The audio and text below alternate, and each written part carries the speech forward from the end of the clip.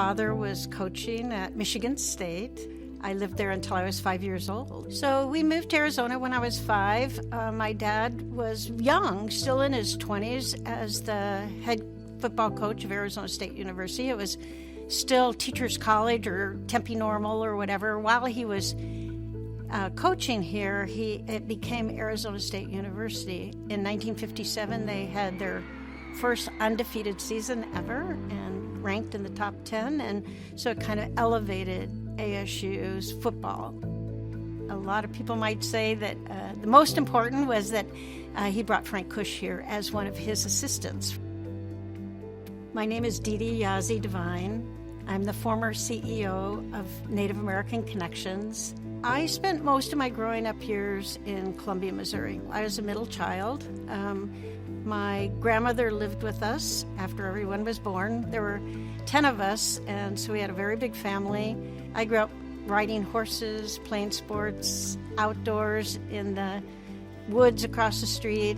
Horses were a part of my life. I rode in the rodeo when I was in high school. My mother was a very giving person. She, if you had a stray dog in the neighborhood, we brought it home and we kept it. So anybody that knew my mom called her mom. My dad was a very organized, very tactical person, and I feel like I got a little bit from both of them.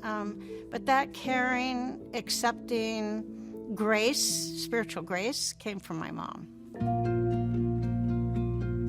I felt like I didn't want just a structured education. Right when I graduated from high school, I had gone and I took a summer traveling to third world countries and then volunteering, maybe water improvement, maybe medical clinics and things like that. And that made a large impression on me that I just developed this sense of wanting to give back to the communities in which I lived. So that empathy comes very naturally to me. From college, went to work in a tribal community.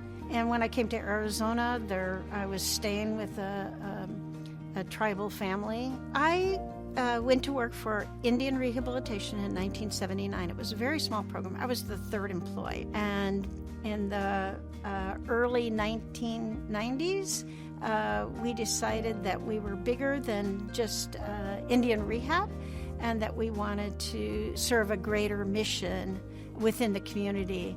And so we brought the community together and came up with the new name and the new logo of Native American Connections. The people that were coming through alcohol and drug addiction, many of them were boarding school survivors.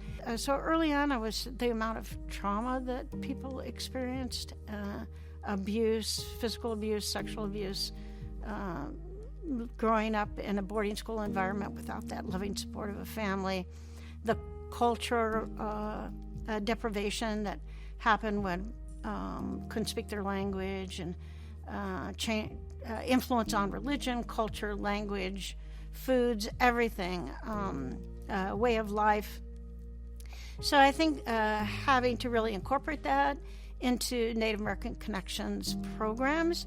So we began quite early on hiring Native American traditional healers. So we opened our first sweat lodge in 1983, right on 3rd Avenue in Roosevelt. We operated a sweat lodge in the heart of downtown Phoenix for almost 30 years, bringing people in to participate in some of the traditional healing practices. I've been through many zoning fights, many pushback fights. They didn't want our kids to go to the local school. They wanted them bused elsewhere. I certainly have had my battles. I had a wonderful team of people. You never do it alone, ever. I feel very humbled when I see the other people that have been history makers and their impact on Arizona. And I hope in some small way that that impact is realized by the work that I did at Native American Connections the past 44 years.